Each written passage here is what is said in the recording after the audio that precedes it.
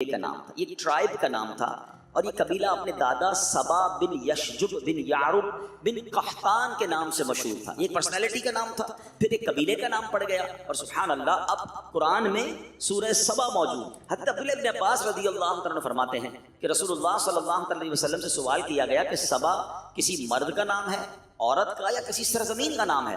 سرکار دو عالم صلی اللہ علیہ وسلم نے فرمایا کہ سبا ایک مرد تھا، اس کے 10 بیٹے تھے، ان میں سے 6 یمن میں آباد ہو گئے، 4 شام میں سیریا میں چلے گئے۔ اب آیت کا خلاصہ کیا ہے؟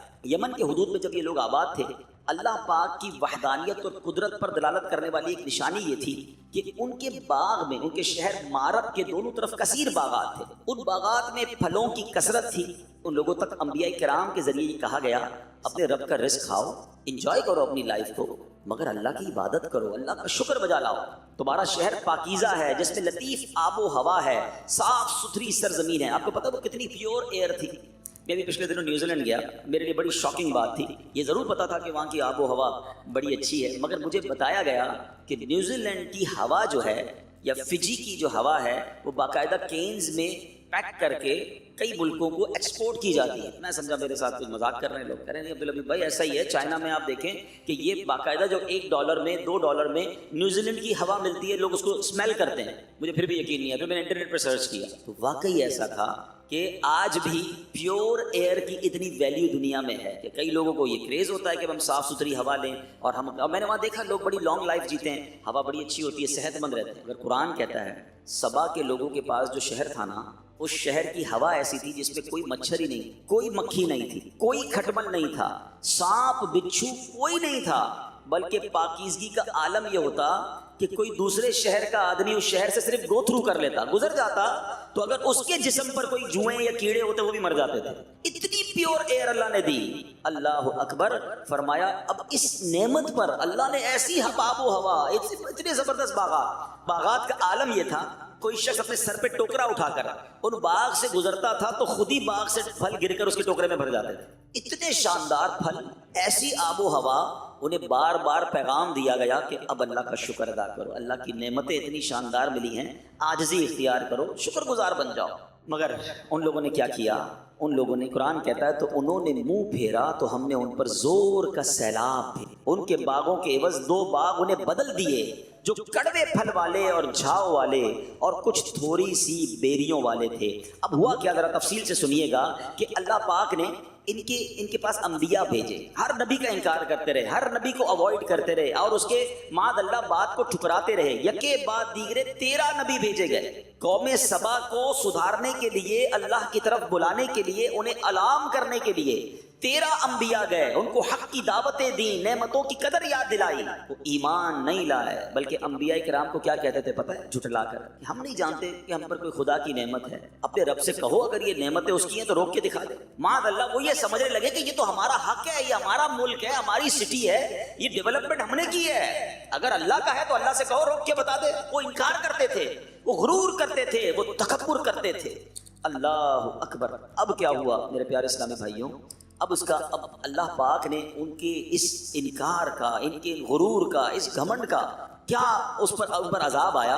اب ذرا غور سے سنیے گا۔ جب ان لوگوں نے بہت زیادہ انکار کیا نا، تو اللہ کریم نے ان کے پاس حماد اور ان کی قوم، یہ حماد قوم کہلاتی تھی، ان کا طغیان بڑھ گیا، عصیان بڑھ گیا، تو اللہ پاک نے سیلاب بھیجا۔ ایسا سیلاب آیا کہ ان کے باغ، ان کے اموال، ان کے باغات سب کچھ اس میں غرق ہو گئے، پوری بستی ریت کے تودوں میں دفن ہو گئی۔ اس طرح یہ قوم تباہ و برباد ہو گئی، اور ان کے باغ پوری دنیا میں ایگزامپل تھے، لوگ اس کی سیر کرنے آتے تھے۔ اس سیلاب کے بعد وہ ضرب المثل ایگزامپل بن گئے، یعنی ان کے باغ کی جگہ جنگلی بیریاں اگائیں، جھاؤ اگائے، خوفناک جنگل اگ گئے، یہ قوم لذیذ پھلوں کو ترس گئی۔ اللہ اکبر۔ اے میرے پیارے اسلامی بھائیوں، اس واقعے میں ہم سب کے لیے بہت کچھ درس عبرت ہے کہ جب رب ناراض ہوتا ہے، رب کی نعمتوں کی قدر نہیں کی جاتی تو پھر کیا ہوتا ہے۔ اچھا اب اس قوم پر سیلاب کیسے آیا، یہ بھی اللہ کی قدرت کا نظارہ دیکھیے گا۔ قوم سبا کے بستی کے کنارے کے پہاڑوں کے دامن میں بند باندھ کر ملکہ بلقیس نے بڑے بڑے تالاب اوپر نیچے بنا دیے تھے۔ 3 تالاب تھے، مگر 3 سٹوری بڑے بڑے تالاب تھے۔ اب ایک چوہے نے اللہ کی طرف سے جب عذاب آتا ہے نا تو اپنی قدرت کا نظارہ بھی ایسے ہی دکھاتا ہے. اتنی بڑی قوم، اتنا کر و فر، ایک چوہا اس نے اللہ کے حکم سے بند کی دیوار میں سوراخ کر دی. اب پانی نکلنا شروع ہوا، اب پانی کا پریشر آیا تو وہ شگاف بڑا ہوتا چلا گیا، وہ سوراخ بڑا ہوتا چلا گیا، یہاں تک کہ بند کی دیوار ٹوٹی. اب وہ پورا پانی سیلاب کی صورت میں ان کی قوم پر آیا. یہ اپنے گھروں میں غافل تھے، چین کی بانسری بجا رہے تھے، غرور اور تکبر اور گھمنڈ میں جی رہے تھے. ایسا سیلاب آیا کہ ان کا تمام مال و اسباب جو ہے وہ برباد ہو. یہ ایک قرآنی واقعہ جو سورہ سبا، جس وجہ سے سورہ سبا اسے کہا جاتا ہے، یہ قوم سبا کا ایک واقعہ. ایک اور واقعہ قرآن مجید ایکچولی میں نے جیسے شروع میں کہا اتنی زبردست گائیڈ لائن ہے ہمارے لیے، ہم پڑھیں نا تو اتنا کچھ سیکھنے کو ملتا ہے. اچھا یہ بھی باغ والوں کا ہی واقعہ ہے. اب ذرا سنیے گا، پہلے قرآن پاک کی ایک آیت پڑھ دیتا ہوں، اور یہ آیت ہے 29ویں پارے کی سورہ قلم کے اندر. ٹھیک ہے، اللہ قرآن میں فرماتا ہے ترجمہ، بے شک ہم نے انہیں جانچا جیسا باغ والوں کو جانچا تھا جب انہوں نے قسم کھائی کہ ضرور صبح ہوتے ہی اس باغ کو کاٹ لیں گے. اب یہ بڑا امیزنگ واقعہ ہے کہ یہ باغ یمن کے شہر صنعاء سے 2 فرسنگ یعنی 6 میل کے فاصلے پر تھا. اس باغ کا مالک ایک بڑا نیک مرد تھا. وہ باغ کے پھل کثرت سے فقراء کو دیتا، بڑی چیریٹی. اس کی عادت یہ تھی کہ جب باغ میں جاتا تو فقیروں کو بلا لیتا، غریبوں کو بلا لیتا، تمام گرے پڑے پھل جو ہے فقیر لے لیتے. پھر باغ میں بستر بچھا دیے جاتے، پھل توڑے جاتے، جتنے پھل بستروں پر گرتے وہ بھی فقراء کو دے دیے جاتے. جو خالص اپنا حصہ ہوتا اس سے بھی وہ 10واں حصہ فقیروں کو دے دیتا تھا. اس طرح کھیتی کاٹتے وقت اس نے بہت سارے فقراء کے حقوق مقرر کیے ہوئے تھے کہ جب بھی کھیتی کٹے گی فقیروں کو اتنا دیا جائے گا، اتنا فیصد دیا جائے گا، بانٹا جائے گا. بڑا سخی آدمی. اس کے انتقال کے بعد اس کے 3 بیٹے وارث تھے اس کے. اب بیٹے ابو کی چیریٹی دیکھتے تھے، ہونا تو یہ چاہیے تھا کہ لیگیسی میں اپنے باپ کی سخاوت کو کنٹینیو کرتے. اب انہوں نے مشورہ کیا کہ اگر جتنا ابو بانٹتے تھے ہم بھی اتنی خیرات کریں گے تو ہمارے حصے میں تو کم آئے گا، ہمارے پاس تو جو ہے وہ پیسے کم ہو جائیں گے، ہم اللہ کی راہ میں اتنا بانٹیں گے. تو انہوں نے کہا ایسا کریں، کل ہماری کھیتی کاٹنی ہے. تینوں نے مل کر قسم کھائی کہ صبح جلدی پہنچ جاتے ہیں، فقیروں کو نہیں بتاتے جو ہر بار آتے ہیں غریب لوگ، ہم سارا مال خود ہی جو ہے نا وہ کاٹ کے اپنے پاس رکھ لیں. صبح ارلی مارننگ وہ پہنچ گئے اپنے باغ. اللہ اکبر. پھر کیا ہوا، جب باغ میں پہنچے تو اللہ کے حکم سے رات ایک آگ اس باغ میں آئی اور صبح تک وہ سارا باغ جل کر سیاہ ہو گیا. ٹھیک ہے، جب صبح یہ اپنے باغ میں پہنچے نا تو کہنے لگے ہم کسی اور باغ میں آ گئے ہیں، یہ تو باغ ہے ہی نہیں، یہاں پر تو سب جل کے خراب ہو گیا ہے، ہم غلطی سے راستہ بھول گئے ہیں. مگر آس پاس کی دیواروں اور تمام چیزوں کی جب نشانیاں دیکھی تو قرآن کہتا ہے انہیں احساس ہو گیا کہ یہ تو ہمارا ہی باغ تھا. اور اب انہیں احساس ہوا کہ ہم نے بری نیت کی، ہم نے اللہ کی راہ میں خرچ کرنے سے ہاتھ روکنے کی نیت کی، ہم نے اللہ کو ناراض کیا اور ہمارا سب کچھ چلا. ان لوگوں نے پھر اللہ کی بارگاہ میں رو رو کر توبہ کی. طویل واقعہ، میں اس کو سمرائز کر رہا ہوں. انہوں نے رو رو کر توبہ کی. ایک بھائی کہتا ہے کہ میں تمہیں نہیں کہتا تھا کہ اللہ کی تسبیح کیوں نہیں کرتے، برے ارادے سے توبہ کیوں نہیں کرتے، اللہ کی نعمت کا شکر کیوں نہیں بجا لاتے. اب سب ایک دوسرے کی طرف دیکھنے لگے، رونے لگے کہ واقعی ہم سے مسٹیک، نے اللہ کو ناراض کیا، ہمارا سب کچھ چلا گیا. ہم اللہ کی راہ میں تھوڑا دیتے تھے، اللہ ملٹی پلائی کرتا تھا، مگر ہم نے تو سبھی ضائع کر دیا. اللہ اکبر. اب سب نے اللہ کی بارگاہ میں توبہ کی. سبحان اللہ. تفسیر قرآن میں لکھا اللہ نے اس سے بہتر باغ انہیں عطا فرمایا، توبہ قبول فرمائی اور اس سے بہتر مال عطا فرمایا، اس پہ بھی کثیر پیداوار ہونی شروع.